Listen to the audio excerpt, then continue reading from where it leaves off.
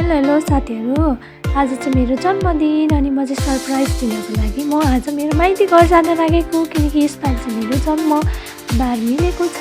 त्यही कारणले गर्दा म चाहिँ जान लागेको अनि म चाहिँ फाइनली बस चढेँ अनि एक्लै थिएँ अनि यताउता हेर्दै बस चढिरहेथेँ अनि त्यहाँबाट म पुगेँ साटो बाटो।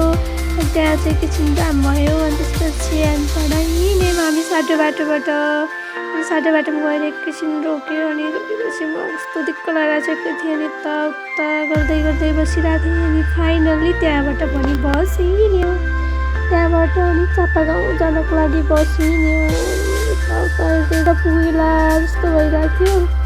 त्यसपछि अनि त्यहाँबाट पुरै अरू ठाउँको चाहिँ भिडियो मैले खिचिनँ। त्यहाँबाट म चापागाउँ पुगेर ओर्लिएँ अनि ओर्लेपछि बहिनी आउँछु भन्दा थियो। बहिनी पर्खेर बसिरहेको थिएँ म अनि त्यसपछि बहिनी पनि आएँ अनि बहिनीलाई मैले ह्याप्पी बर्थडे भनेर चाहिँ त्यो चाहिँ आएन पुरै। त्यसपछि हामी चाहिँ चापागाउँबाट उतापट्टि फेरि जाने बस चढ्यौँ। त्यहाँबाट पनि अनि बस पनि हिँडिहाल्यो। फेरि हामीलाई सजिलो भयो, पर्खिराख्नु परेन। त्यहाँबाट उतापट्टि फेरि जानको लागि बस हिँडिहाल्यो अनि दुईजना अनि बस गर्दै हिँडिरह्यो, सजिलो भयो हामीलाई। फेरि पर्खिराख्नु परेन नि त, बस फेरि हुन्थ्यो। अनि त्यसपछि आज बर्थडे तपाईँको अनि मलाई चक्लेट चाहियो भन्न थाल्यो। फेरि बहिनी पनि ल मैले चक्लेट ल्याइदिन्छु भनेर फेरि दिएँ मैले। यसको लागि हामी चक्लेट पनि किनेको थिएँ। त्यसपछि मलाई पनि देऊ है भनेको थिएँ। मलाई फेरि चक्लेट एकदमै मनपर्छ, मलाई पनि देऊ अनि म पनि खान्छु भनेको हो त्यो मैले फेरि। अनि मैले चाहिँ जिस्केर भनेको, उसले चाहिँ साँच्चीकै भनेको भन्थालेर अनि मलाई दिइहाल्छु नि त भनेर दिन्छु मात्रै हो र म तपाईँलाई मेरै हातबाट खुवाउँछु नि भन्दै थिएँ। लास्टमा त उसलाई उसकै हातबाट चक्लेट पनि खुवाइदिइरहेको।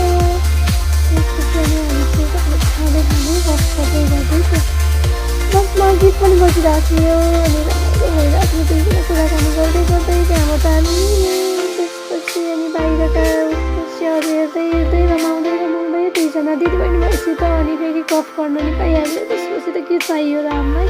कुराकानी गर्दै हामी चाहिँ लाग्यौँ माइती घरतिर। पारी हिमाल पनि देखिरहेको थियो, त्यो चाहिँ खोला भयो खोला। त्यसपछि म त निभाइछु, म त उहाँ गोटीखेल पुग्नुसम्म निभाइछु। बहिनीले भिडियो बनाइदिइरहेको रहेछ। अनि त्यहाँबाट के भयो भन्दाखेरि साथीहरू गोटीखेल हामी कसैलाई नभनिरहेको थियौँ। अनि गोटीखेल हामी बजारमा पुग्दाखेरि हामी सरप्राइज गयौँ किनकि हामी त्यहाँ बुवालाई देख्यौँ। त्यसपछि अनि फेरि गोटीखेलबाट सुटिङमा पढेको स्कुल हो अनि त्यहाँबाट बारी चढ्यो। त्यसपछि बजार अब त कस्तो दिक्क लागिरहेको थियो। बारी गएपछि त्यो बाटो कस्तो राम्रो थियो, पुरै बगरै भएको बारीले गर्दाखेरि फेरि रमाइलो छैन। त्यसपछि हामी हाम्रो घरमा तल एउटा बुद्धको ठुलो मूर्ति छ, बुद्ध पार्क त्यहाँ पुग्यौँ।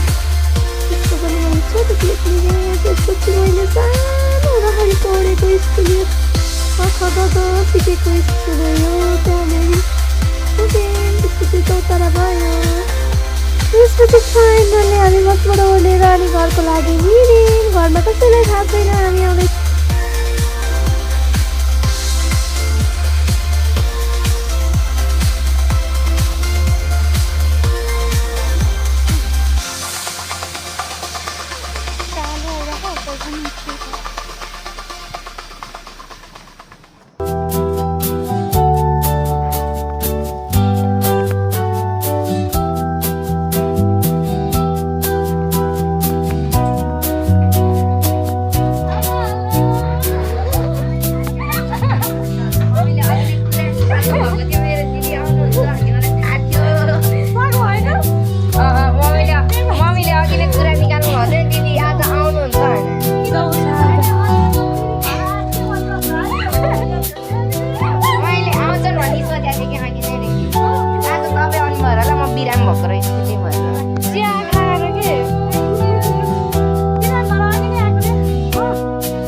त्यसपछि अनि हामी आमा भट्टामा गयौँ। आमा चाहिँ सुतिरहनु भएको रहेछ अनि मैले चाहिँ ढोका ढकढकाएँ।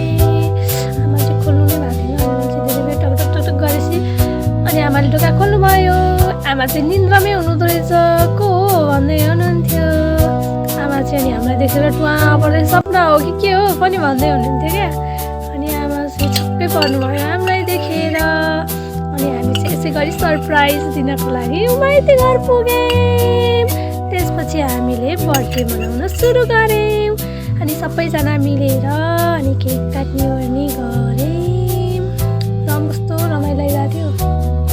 फेरि त्यो बत्ती चाहिँ बल्दैन अनि एउटा मात्रै बल्यो, त्यही पनि ठिकै छ। त्यसपछि मैले सुरुमा बाबालाई खुवाएँ अनि त्यसपछि मामुको टर्न अनि त्यसपछि आमाको अनि आमालाई पछि मैले खुवाएँ भाइलाई अनि आमाले उता पछाडिबाट कोच्याउँदै हुनुहुन्थ्यो अनि बहिनीले चाहिँ मलाई खोइ भन्दै थियो अनि मैले बहिनीलाई पनि खुवाइदिएँ किनकि ऊ चाहिँ भिडियो बनाउँदै थिएँ। अनि यसरी नै सकियो मेरो जन्मदिन।